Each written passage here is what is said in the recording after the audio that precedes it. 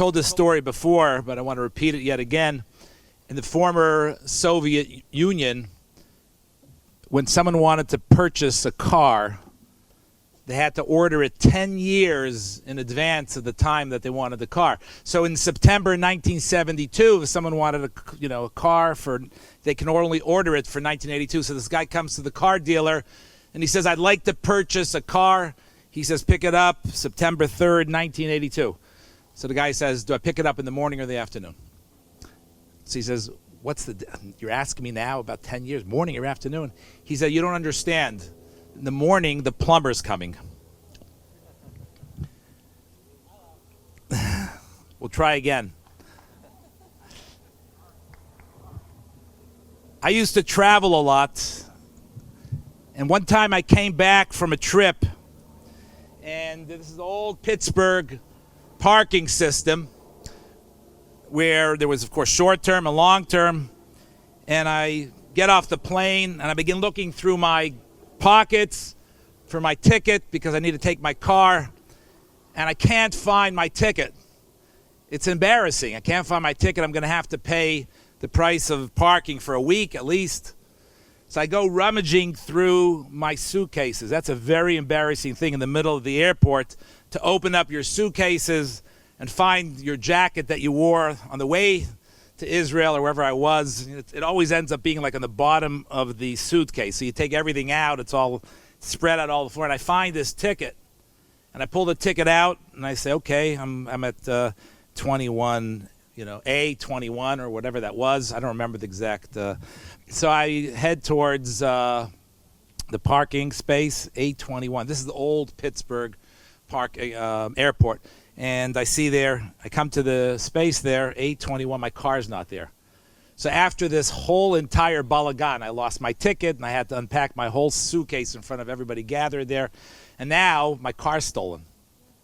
What's going to be? Then it dawned on me, because this is the old Pittsburgh airport, that I was parked. I wasn't parked in short term. I was parked in long term. I was parked in A21 long term. It was the same thing in those years. Short term and long term had the same number system. So I'm walking to long term parking and I'm asking myself the question, what can I learn from this? What hashgacha pratis is there in this, that I thought I was in short term and now I was really parked in long term? And it dawned upon me that in life, too often, we focus on the short term, the immediate. And it's much more important and beneficial for our families, for our communities, to think long term. Which brings me to Yeshiva schools of Pittsburgh. You see, education is a long-term investment. Think about the teacher who's dealing with a 6-year-old boy who's disruptive, or an 8-year-old girl who's struggling with Kriya. So the teacher has to think long-term.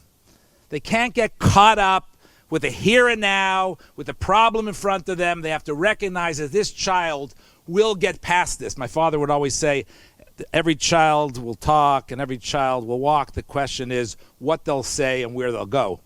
So eventually everything's going to be okay, but you got to think about the long term. And as parents and supporters of Yeshiva, you too think about the long term. Not every day does your child come home smiling from an unbelievable experience at Yeshiva schools of Pittsburgh. There are days that it doesn't work as you had envisioned. It doesn't always work perfectly. Schools are difficult to run, but yet each and every one of you who's here tonight, this evening, believes in Yeshiva, supports Yeshiva, and we truly appreciate that you've embraced the long-term vision for our school, and you're willing to invest, and Hashem should bless you with much success so that you can continue to support Yeshiva, and you should have much, much nachas from your children as you watch them grow physically and spiritually and in their skills and in Limud HaTorah and Kiyum HaMitzvahs.